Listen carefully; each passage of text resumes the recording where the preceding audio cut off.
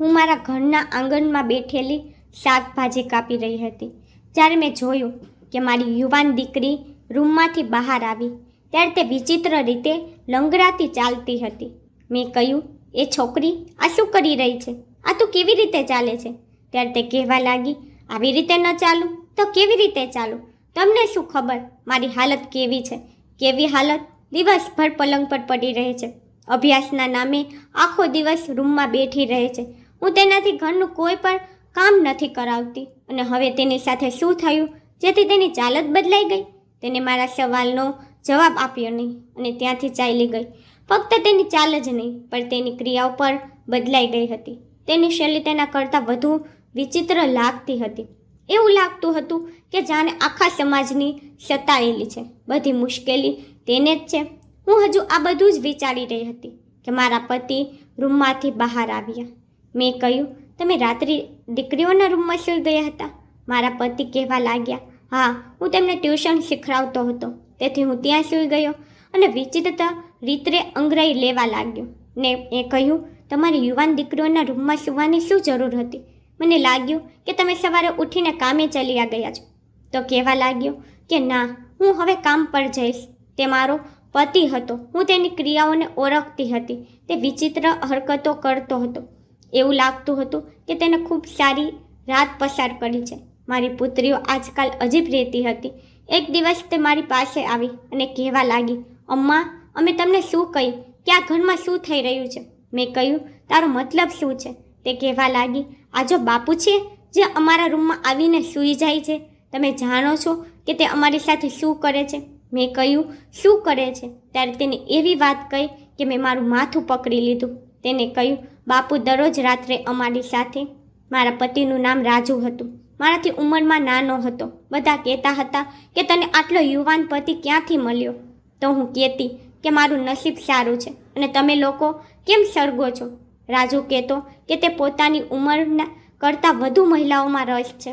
તેથી જ તેને મારી સાથે લગ્ન કર્યા હતા અને મારું જીવન તેની સાથે ખૂબ સારી રીતે પસાર થઈ રહ્યું હતું.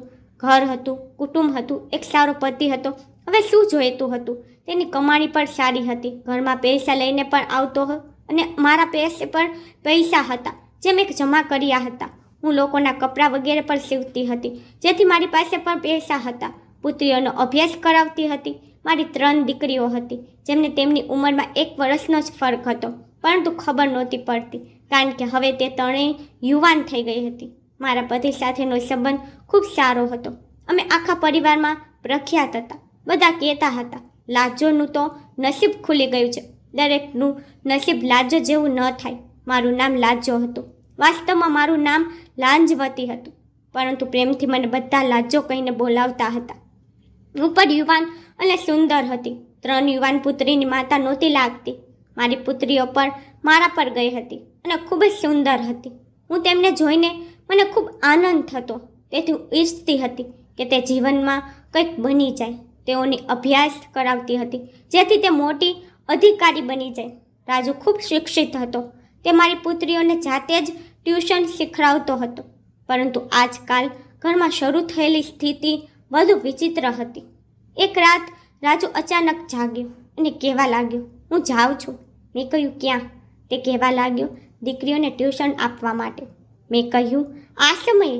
તેને કહ્યું, અરે તને નથી ખબર શું? તે લોકોની ટેસ્ટ ચાલી રહી છે. હવે અભ્યાસમાં શું દિવસ અને શું રાત? અભ્યાસમાં શીખવાડવું પડે છે. તે પછી ક્યાંક સારા માર્ક આવે છે. મેં કહ્યું, સારું તો જલ્દી આવી જાજો. તો કહેવા લાગ્યા, મારા વિના તારું દિલ નહીં લાગે?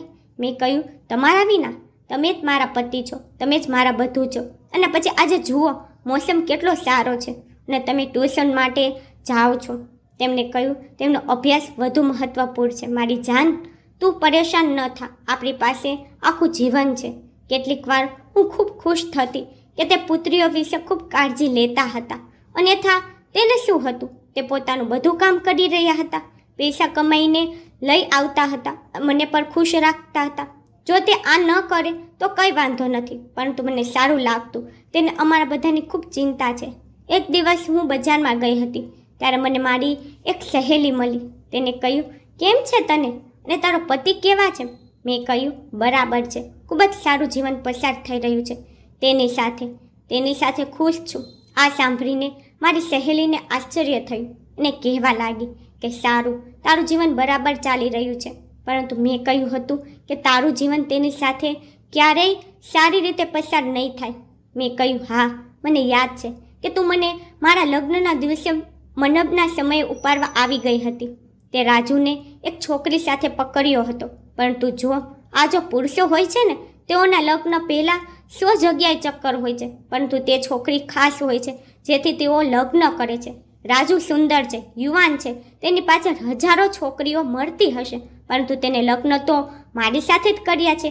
જો પુરુષો હોય છે ને, તે લોકો આવા જ હોય છે, અને તમે ક્યાંયથી આવા પુરુષોને શોધી શકતા નથી જે ખૂબ જ સારા હોય અને ક્યારેય કોઈ છોકરીને નજર ઉપાડીને પણ ન જોઈ હોય. એવા પુરુષો શોધવા નીકળશો ને તો પણ નહીં મળે. થોડો વિચાર કરવો પડે છે. તે શું કહે છે, અંગ્રેજીમાં થોડું એડજસ્ટ કરવું પડે છે.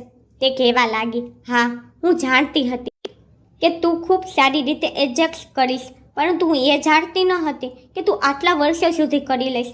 સારી વાત છે, જો કોઈ તેના ઘરમાં ખુશ હોય તો અમારે શું, પણ તારો પતિ આંખોનો વધુ કાચો છે, તેની આંખો ખૂબ સાદદી છે. મેં કહ્યું હવે તે નથી, હવે હું એકલી જ છું, જે મેં મારી આંગળી પર લપેટ્યો છે તેને. ત્યાં અમે બંને સહેલીઓ હસવા લાગી. તે ફરી હસવા લાગી. તેને કહ્યું, આ તો ખૂબ સારું થયું, જો તે આ કર્યું છે તો બીજું શું જરૂરી છે.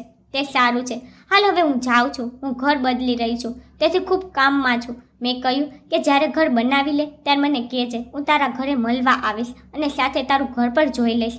તેને કહ્યું, તું આવજે, પરંતુ તારા પતિને સાથે લઈને ન આવતી. મેં કહ્યું, કેમ, પતિને લઈને કેમ ન આવું. તેને કહ્યું, મને ગેરસમજ ન સમજતી, પણ મારી એક યુવાન પુત્રી છે. મેં કહ્યું, તું આ બાબતે કેવી રીતે વાત કરી રહી છો. તે ફરીથી હસવા લાગી અને કહેવા લાગી કે તને તેના પર વિશ્વાસ છે, પણ મને નથી.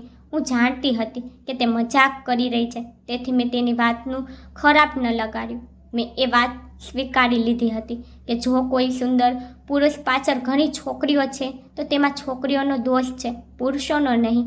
હવે તે દરરોજ બનવા લાગ્યું હતું. મારા પતિ રાજુ દરરોજ પુત્રીઓના રૂમમાં ભણવા જતા અને ત્યાં બેસી જતા. હું તેની રાહ જોતી જ્યારે તે કહેતો હતો કે હું વહેલો આવીશ, પણ હું આખો દિવસના કામના કારણે થાકી જતી હતી, જેથી હું સૂઈ જતી હતી. સવારે તે પુત્રીઓના રૂમમાંથી બહાર નીકળતો. હું પૂછતી કે શું તમે રાતોરાત ટ્યુશન શીખવાડતા રહ્યા, તો તે કહેતા અભ્યાસ કરાવતા. ક્યારે ઊંઘ આવી ગઈ ખબર જ ન પડી, ક્યારે સવાર થઈ ગઈ. મેં કહ્યું, આવી કેવી ઊંઘ. તો કહેતા, તું જાણે છે હું એક યુવાન પુરુષ છું. મેં કહ્યું, શું, તો હું ખરાબ છું. તો કહેવા લાગ્યા, ના ના, તું તો મારા કરતાં વધુ યુવાન છો. મારા પતિ ખૂબ સારી વાતો કરતા હતા. આ જ કારણ હતું કે હું તેની સામે કંઈ પણ બોલી શકતી ન હતી. મેં મારી દીકરી વિમલાને લંગરાતા ચાલતા જોઈ હતી. આ સામાન્ય બાબત ન હતી. છેવટે જ્યારે મેં તેને પૂછ્યું કે આનો અર્થ શું છે, ત્યારે તે મને કહેવા લાગી, કોઈ સમસ્યા નથી, હું એકદમ ઠીક છું અને યોગ્ય રીતે ચાલવાનો પ્રયાસ કરવા લાગી. મેં કહ્યું, હવે જ્યારે મેં તને જોઈ ત્યારે લંગરાતી ચાલતી હતી અને હવે કહે છે કે હું ઠીક છું, તારો મુદ્દો શું છે.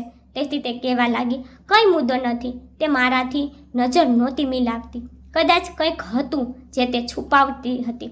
એક દિવસ મારી 3 પુત્રીઓ મારી પાસે આવીને બેસી ગઈ અને કહેવા લાગી, માં, અમે ક્યારેય વિચાર્યું નથી, પરંતુ તમે અમારા માટે ઘણું બલિદાન આપ્યું છે. અમે તમને ખૂબ પસંદ કરીએ છીએ, તમે અમને ખૂબ ગમો છો. મેં તેમને પ્રેમ કર્યો અને કહ્યું, શું છે આજે તે તો નથી ને, શું કહેવાય, માનો દિવસ. આજે તમે ત્રણેય મારી પાસે આવીને બેસી ગઈ છો. તેથી તે કહેવા લાગી, ના, અમને માત્ર ખ્યાલ થઈ ગયો છે કે તમે ખૂબ સારા માણસ છો. તમે હંમેશા પોતાના વિશે નહીં પણ અમારા વિશે વિચાર્યું છે. મેં કહ્યું કે તે મોટી વાત નથી. તમને લોકોને આજે શું થયું. થોડા સમય પછી તે જોઈને હું આશ્ચર્યચકિત થઈ ગઈ કે ત્રણેય રડવા લાગી. પરંતુ જેવા જ રાજુ ત્યાં આવ્યા અને તેઓએ તેમને જોયા, તેઓ તરત જ તેના આંસુ સાફ કરવા લાગી. મેં કહ્યું, જુઓ કે આજે તમારી દીકરીઓ કેવી રીતે રડી રહી છે. ખબર નહીં તેઓને આજે શું થયું લાગે છે. આ બધાએ કોઈ ઇમોશનલ ફિલ્મ જોઈ છે. તો તે હસી પડ્યો અને કહ્યું કે ફિલ્મ તો નથી જોઈ, પરંતુ એવું લાગે છે કે તેઓના મન ખરાબ થઈ ગયા છે. તેને આ યોગ્ય રીતે કહ્યું નહીં અને પોતાના દાંત પર ઘસેડ્યા.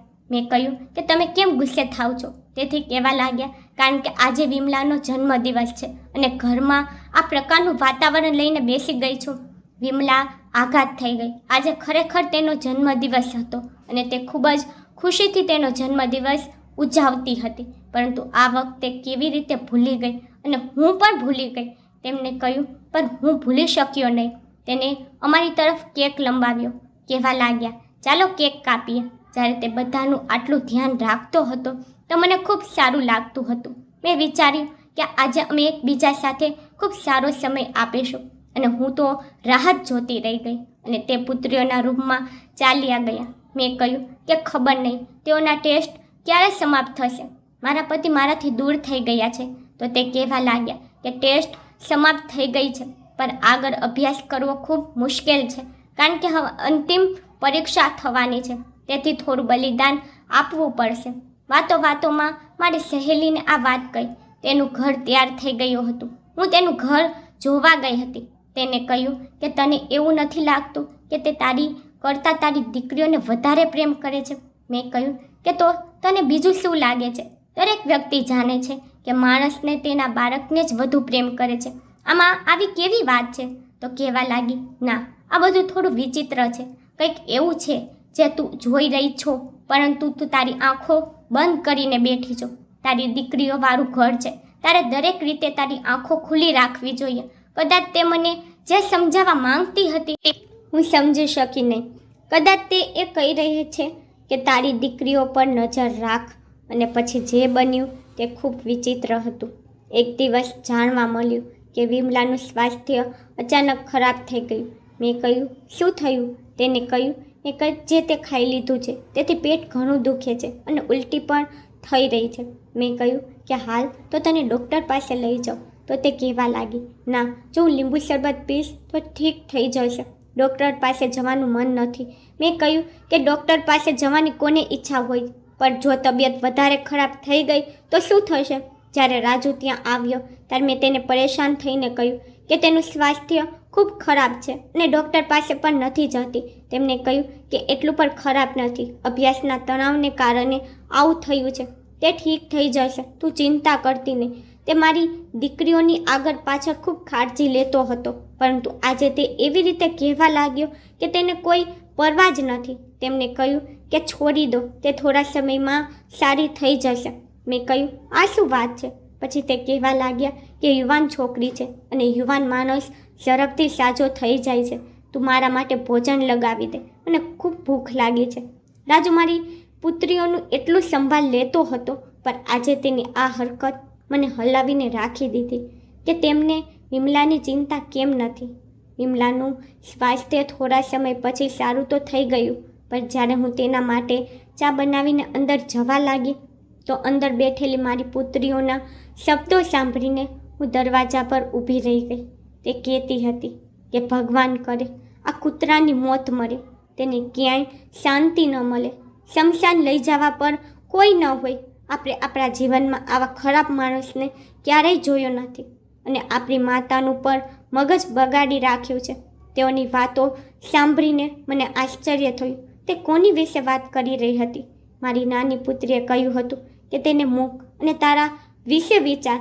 વિમલા શું થશે જો માતાને આ વિશે ખબર પડી ગઈ? તો તે જીવતી મરી જશે.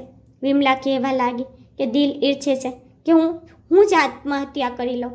હવે મેં વિચાર્યું કે હું સીધી અંદર જઈશ અને તે બધાને પૂછું કે તેઓ આ શું વાત કરે છે, પરંતુ તે પહેલાં મને રાજુએ બોલાવી લીધી.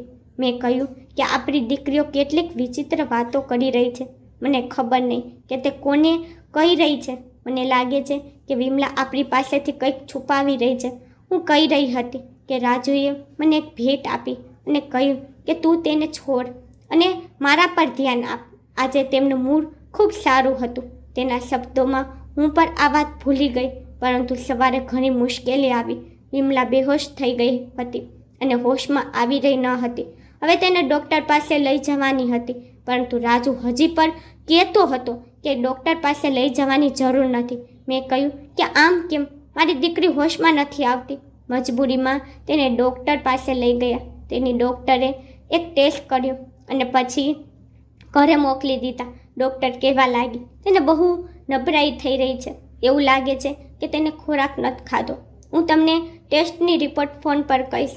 2 કલાક પછી ડૉક્ટરનો ફોન આવ્યો અને તે પછી અમારા બધાનું જીવન બદલાઈ ગયું. ડૉક્ટરે વાત જ એવી કહી હતી કે જ્યારે મેં આ સાંભળ્યું તેથી મેં ફોન રાખ્યો અને વિમલાના રૂમમાં પગ મૂક્યો અને કહ્યું કે આ દિવસ માટે તને ભણાવી હતી, તને સ્વતંત્રતા આપી હતી કે તું આ બધું કરે. બીજા બધા મને આશ્ચર્યથી જોવા લાગ્યા, પરંતુ વિમલાને ખબર હતી કે હું શું વાત કરતી હતી, તેથી જ તેને માથું ઝુકાવી લીધું હતું.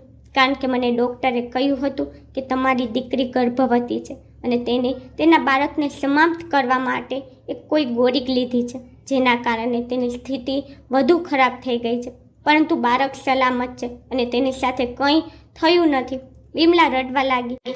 મેં કહ્યું કે કહો આ બધું કોને કર્યું છે. પછી તેને કહ્યું કે હું બધું કહીશ અને પછી મારા રૂમમાં લઈ ગઈ. ત્યાં તેને મને ખૂણામાં એક અલગ જ વાત કહી અને કહ્યું કે આ બધી મારી ભૂલ છે, આ મારા કારણે બન્યું છે. મેં કહ્યું આ કેમ? કોઈ બીજાનો દોષ નથી, કહો કોણ છે તે છોકરો? હું તેની સાથે તારા લગ્ન કરાવીશ. તો તે કહેવા લાગી તે ક્યારેય લગ્ન કરશે નહીં અને તે આ દેશમાં નથી. તમે ફક્ત આ વાતનો અંત લાવો. મેં કહ્યું હવે આ વાત આ રીતે સમાપ્ત થશે નહીં. તો તે કહેવા લાગી બસ આ મારી ભૂલ છે, તમે મને જે સજા આપવા માંગતા હોય મને કાંઈ વાંધો નથી. ઈચ્છો તો મારો અભ્યાસ સમાપ્ત કરાવી નાખો, મને ઘરે રાખો અને કોઈ વૃદ્ધ સાથે મારા લગ્ન કરાવી દો.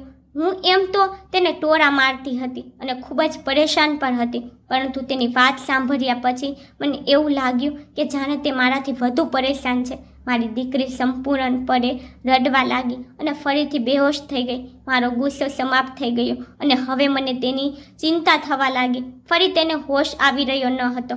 અમે તેને ડૉક્ટર પાસે લઈ ગયા. ડૉક્ટરે કહ્યું કે તેને જે દવા ખાધી હતી કદાચ હવે તેની અસર થઈ છે. તે પછી તેની હાલત ખૂબ ખરાબ થઈ ગઈ. તેના પેટમાં આવવાવાળું બાળક આ દુનિયામાં રહ્યું નહીં. મને ખબર નહીં કે તે વાત સારી હતી કે ખરાબ. હું તેને વારંવાર પૂછતી હતી કે આ કોનું પાપ છે, પરંતુ તે કહેતી ન હતી. તેને પોતાના મોઢા પર તારું મારી દીધું હતું અને મને તેની આંખો કહી રહી હતી કે કંઈક મોટું કારણ છે. વિમલા તું મારી સારી પુત્રી હતી, અભ્યાસમાં પણ ખૂબ સારી હતી, તેનું આવી બાબતોમાં કોઈ ધ્યાન નહોતું. તે સૌથી મોટી હતી, સુંદર હતી, બુદ્ધિશાળી હતી. તો પછી અચાનક તે આ કેવી રીતે કરી શકે? હું ખૂબ જ અસ્વસ્થ હતી. જ્યારે રાત થઈ ત્યારે મેં જોયું કે મારા પતિ રૂમમાં આવ્યા અને આવતાની સાથે જ મારા પર હાથ ઉપાડવા લાગ્યા અને મને ખરાબ રીતે મારવા લાગ્યા. હું બૂમો પાડવા લાગી પણ મને કોઈ બચાવવા આવી રહ્યું ન હતું. તે મને કહેતો હતો કે હું તને છોડીશ નહીં. મને આશ્ચર્ય થયું. છેવટે મારી ભૂલ શું છે? મેં શું કર્યું છે? પરંતુ તે અટકતો ન હતો. તેને મારી સ્થિતિ વધુ ખરાબ કરી નાખી અને હું ચીસ મારીને ઊભી થઈ. પછી મેં જોયું કે રાજુ તો સૂઈ રહ્યા હતા. તેને કહ્યું શું થયું? મેં કહ્યું મેં ખરાબ સપનું જોયું છે. તેને કહ્યું તને આજ સુધી આવા સપના આવે છે? તું આ બધું ભૂલતી કેમ નથી? મેં કહ્યું જ્યારે હું પરેશાન હોઉં ત્યારે મને આવા સપના આવે છે. તમે પર વિચારો કે આપણા ઘરે કેવી મુશ્કેલી છે. વિમલાએ આટલું મોટું પગલું કેવી રીતે ઉપાડ્યું? તેને કહ્યું હું કંઈ પણ નથી વિચારતો. આજકાલ આ બધું ઘણું થઈ રહ્યું છે. બસ તું ભગવાનનો આભાર માન કે વાત અહીં જ પૂરી થઈ ગઈ અને તેની હાલત પહેલાં કરતાં વધુ સારી છે અને તે મામલો પણ સમાપ્ત થઈ ગયો. અન્યથા આપણે કોઈને મોં બતાવવા માટે સક્ષમ ન રહે. મેં કહ્યું કે હવે શું મોં બતાવવા માટે સક્ષમ રહ્યા છે? ખબર તો પડી કે છેવટે આ બધું કોને કર્યું છે? તેમને કહ્યું ખબર પડી જાત તો શું થાત? કોઈ પણ તેમની ભૂલ માટે જવાબદારી લેવા તૈયાર ન હોત. પરંતુ તું આભાર માન કે જે થવાનું હતું તે થઈ ગયું. આપણી બાકીની દીકરીઓને સંભાળીને રાખવી પડશે. મેં કહ્યું કે હવે તેને ભણાવશું જ નહીં, ફક્ત આ પરીક્ષામાં બેસાડીને તે પછી બધું સમાપ્ત. તેને કહ્યું ના, આમાં તેની કોઈ ભૂલ નથી. મેં કહ્યું શું તમે તેની ચિંતા કેમ કરો છો? તો તે કહેવા લાગ્યા કે ચિંતા ન કરું તો શું કરું? હું આ મુશ્કેલીમાં મારી સહેલી ખુશીના ઘરે ગઈ અને પરેશાન થઈને તેને બધું કહ્યું. તે થોડી ખરાબ સારી વાતો કરતી હતી, પરંતુ તે હતી તો મારી સારી સહેલી બેનની જેમ. તેને કહ્યું હું તને પહેલેથી જ કહું છું કે મસલો બહાર નહીં પણ તારા ઘરની અંદર છે. મેં કહ્યું કે તું શું વાત કહેવા માંગે છે? મને ખુલ્લેઆમ કે. તેને કહ્યું, હું ખુલ્લેઆમ કંઈ કહેવા માંગતી નથી, પરંતુ તારે આ બધું સમજવું પડશે. જો તારા ઘરમાં કોણ છે, તારી દીકરીઓ ક્યાં જાય છે, કોણ તેમના રૂમમાં આવે છે, કોણ છે જે તેની સાથે આ બધું કરી શકે, તારે દરેક વસ્તુ વિશે ખૂબ નજીકથી વિચારવું પડશે. તે પછી તું આ બધું જાણી શકીશ કે આ બધું કોણે કર્યું છે.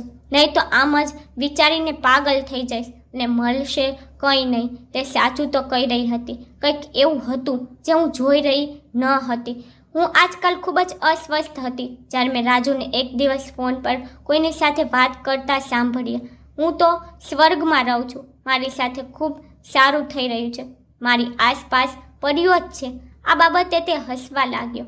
એક તરફ અમારા ઘરમાં આટલું મોટું તોફાન આવ્યું હતું કે હજુ સુધી કોઈ સામાન્ય ન થઈ શક્યું, તો પછી બીજી બાજુ તે આટલો ખુશ થઈને કેવી રીતે વાત કરી રહ્યો હતો.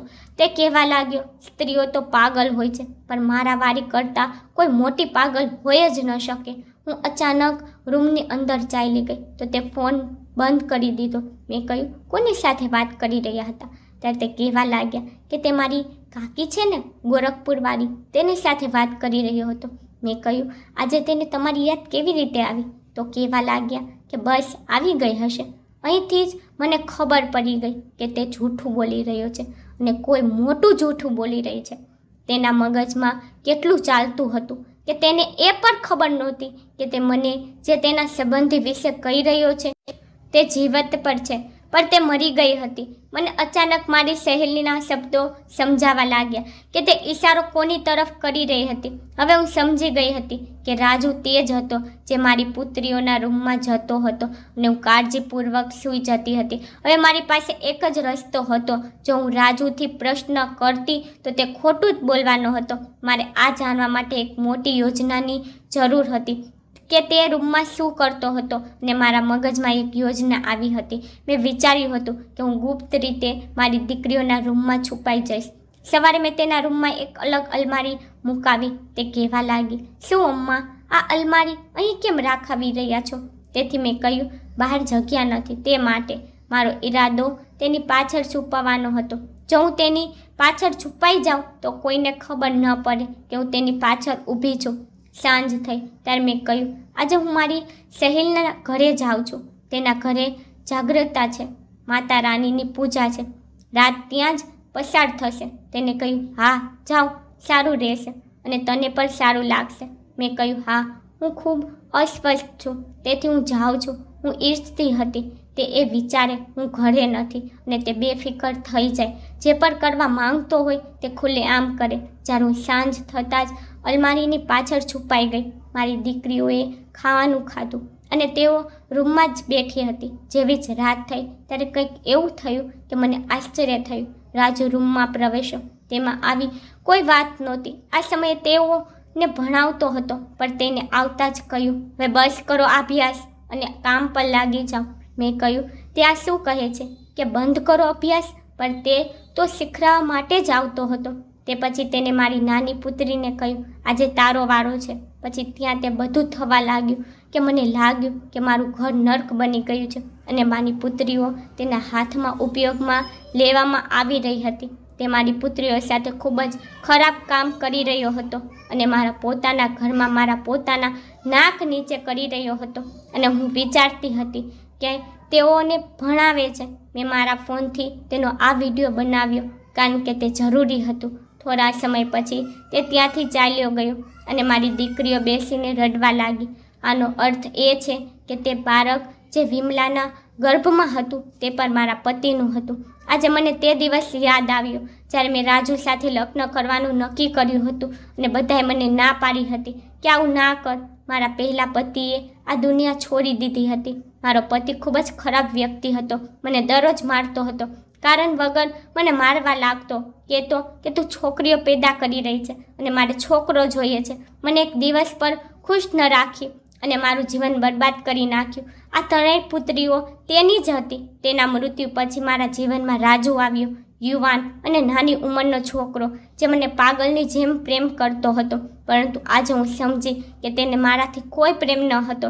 તે કોઈ અન્ય મકસદથી આવ્યો હતો. તેને એક તીર સાથે ચારનો શિકાર કરવો હતો. એક હું અને મારી 3 યુવાન પુત્રીઓ. હું રડવા લાગી. મને દરેકે ના પાડી હતી, રાજુ તું પાગલ થઈ ગઈ છે, તું સ્વાર્થી બની ગઈ છે, ફક્ત તારા વિશે વિચારસ, તારી દીકરીઓ વિશે નહીં. મેં કહ્યું, કેમ ન વિચારું? મારા માટે મારા પ્રથમ પતિએ મને ખૂબ ત્રાસ આપ્યો, મને ક્યારેય સમજી નહીં. શું માણસ નથી? મારી અંદર દિલ નથી? શું મારી કોઈ ઈચ્છા નથી? જો હું તેની સાથે લગ્ન કરવા માંગુ છું તો તમારા બધાને શું છે? અને લગ્ન પછી રાજુએ હંમેશા મારી પુત્રીઓને તેની પુત્રી માની હતી, પરંતુ આ બધું નાટક હતું. એમ તો તેઓનું ખૂબ ધ્યાન રાખતો હતો, પણ હું ભૂલી ગઈ હતી કે તેના પિતા નથી. આટલી કાળજી તેના પિતાએ લીધી ન હતી, પરંતુ તેને સાબિત કર્યું કે સોતેલા પિતા ક્યારેય તેના પિતાનું સ્થાન લઈ શકે નહીં. મારી ભૂલ એ હતી કે હું તેના પર ખૂબ વિશ્વાસ કરતી હતી. મારે આ ન કરવું જોઈએ. તેથી જ કહેવાય છે કે બધું ક્યારેય સમાન હોતું નથી. મારે વિચારવું જોઈતું હતું. ભૂલ મારી હતી. તે ત્યાંથી ચાલ્યો ગયો અને હું મારી પુત્રીઓના સામે આવી ગઈ. મને જોઈને તેઓ આશ્ચર્યચકિત થઈ ગઈ અને તેને ખબર પડી ગઈ કે હું બધું જાણી ગઈ છું. મેં કહ્યું કે તમે મને કહો, તમે મને કેમ કહ્યું નહીં? પછી તેઓ રડવા લાગી અને કહ્યું કે જો તમે તમારી માતાને કંઈ કહ્યું તો હું તમારી માતાને મારી નાખીશ. અમે આ ઈચ્છતા નહોતા અને તમારા સિવાય અમારું છે કોણ? આ કારણે અમે ડરી ગયા. તેને અમને કહ્યું હતું કે હું તમારી માતાને ખૂબ જ સરળતાથી મારી શકું છું અને તે આવું કરી પણ શકતો હતો. અને વિમલા સાથે જે બન્યું તેના માટે પણ આ જ જવાબદાર છે અને તે લાંબા સમયથી થઈ રહ્યું છે. મેં કહ્યું કે તમે લોકોએ મને કહેવું જોઈતું હતું. તમારા પોતાના પિતા હતા, પણ તે ડરપોક નહોતું, એક બહાદુર માણસ હતો. તમારી અંદર તેનું ખૂન છે. મારી પુત્રીઓ ખૂબ રડતી હતી અને મેં તેમને કહ્યું કે હવે બસ કરો, હવે જે બધું સમાપ્ત થઈ ગયું, હવે હું તમારા બધાનો બદલો લઈશ, તમે ચિંતા કરશો નહીં. તેઓએ કહ્યું, હવે તમે શું કરશો? મેં કહ્યું કે મારે શું કરવાનું છે તે મેં વિચારી લીધું છે. તમે લોકો તમારી શાળામાં જવાની તૈયારી કરો, કારણ કે આપણે આ શહેરને કાયમ માટે છોડીને જઈ રહ્યા છીએ. એક અઠવાડિયું છે તમારી પાસે, તમારી તૈયારી કરો અને કોઈને ન કહો. મને મારી દીકરીઓએ કહ્યું કે શહેર છોડવાથી શું થશે? મેં કહ્યું કે તે આપણને શોધી લેશે. બસ મેં જે કહ્યું છે તે જ કરો. મેં કહ્યું ઠીક છે. મેં જે વિડીયો બનાવ્યો હતો તે પૂરતો છે. મારે પોલીસ સ્ટેશન જઈને વિડીયો દેવાનો હતો. તે પછી પોલીસ કર્મીઓને તેને જરૂર પકડવાના હતા. મેં શહેર છોડવાની તૈયારી કરી લીધી અને મારી દીકરીઓને પણ સમજાવી દીધું કે શું કરવાનું છે અને કેવી રીતે કરવાનું છે. રાજુને પણ ખબર નહોતી કે તેની સાથે શું થવાનું હતું. તે બિલકુલ બેફિકર હતો. અમે બધા એકબીજા સાથે હતા. હું ઘણી સારી રીતે આ બધું કરી રહી હતી, કારણ કે હવે અમે આ ભૂલ કરી શકતા ન હતા. મેં પહેલેથી જ ઘણી ભૂલ કરી હતી. મારી સહેલી જાણતી હતી રાજુ એક ખરાબ વ્યક્તિ હતો. જ્યારે અમારા લગ્ન થઈ રહ્યા હતા ત્યારે તેને મને કહ્યું હતું કે હજુ તારી પાસે સમય છે. અને એક સમય હું પાગલ થઈ ગઈ હતી, કારણ કે મને ક્યારેય પ્રેમ મળ્યો જ નહોતો. તેથી જ્યારે તેને મને કહ્યું હતું કે તે હંમેશા મને ખુશ રાખશે, તેથી મેં વિશ્વાસ કરી લીધો કે તે મને ખૂબ પ્રેમ કરે છે. મારી પુત્રીઓને તેમની પુત્રીઓ સમજે છે. તે શરૂઆતમાં આવો જ હતો. હજુ અમારા લગ્નને 7 વર્ષ થયા હતા. મારા પર સમાજને આંગળીઓ ઊભી કરી હતી. એવું કહેવામાં આવતું હતું કે તેને તેની પુત્રીઓની સંભાળ નથી. વૃદ્ધાવસ્થામાં લગ્ન કરી રહી છે, વૃદ્ધ થઈ ગઈ છે અને લગ્ન કરી રહી છે. પરંતુ મેં કોઈની વાત સાંભળી ન હતી અને હું પોતાને સાચી સમજતી હતી, પરંતુ મારે લોકોના શબ્દો સાંભળવા જોઈતા હતા. આપણે સમાજમાં રહીએ છીએ અને આપણે તેઓની વાતો પર સાંભળવી જોઈએ. મેં જવાની ગોઠવણી કરી અને પોલીસ કર્મીઓને તમામ સબૂત આપી દીધા. જેવા જ અમે વિસ્તારની શેરીમાંથી જઈ રહ્યા હતા, પોલીસની કાર અમારા ઘર તરફ જઈ રહી હતી. રાજુ ઘરમાં એકલો હતો અને તે પોલીસથી બચી પણ જાત તો તેના માટે પૂરતું હતું કે મેં તેને કાયમ માટે છોડી દીધો હતો. હું પહેલાં રાત્રે સૂઈ શકતી ન હતી અને હવે હું બિલકુલ સૂઈ શકતી નથી. એવું લાગે છે કે તે મારી દીકરીઓ સાથે જે થયું છે તે રાજુએ નહીં પણ મેં કરાવ્યું છે. અમે બીજા શહેરમાં આવી ગયા છે. મારી દીકરીઓના અભ્યાસ પૂર્ણ થઈ ગયો છે અને તે નોકરી કરે છે અને હું પણ મારું ઘર ચલાવું છું. પણ હજુ હું વિચારું છું કે મારા મૂર્ખતાને કારણે આ બધું થયું છે. મારી જાતને ખૂબ કોસું છું. રાતે ઊંઘ નથી આવતી અને બસ જીવન આમ જ પસાર થાય છે. દિલ ઈચ્છે છે કે જાન આપી દઈશ મારી દીકરીઓ માટે, જેમનાથી મને ખૂબ પ્રેમ છે. મિત્રો, તમને કહાની કેવી લાગી કોમેન્ટમાં જણાવવા વિનંતી.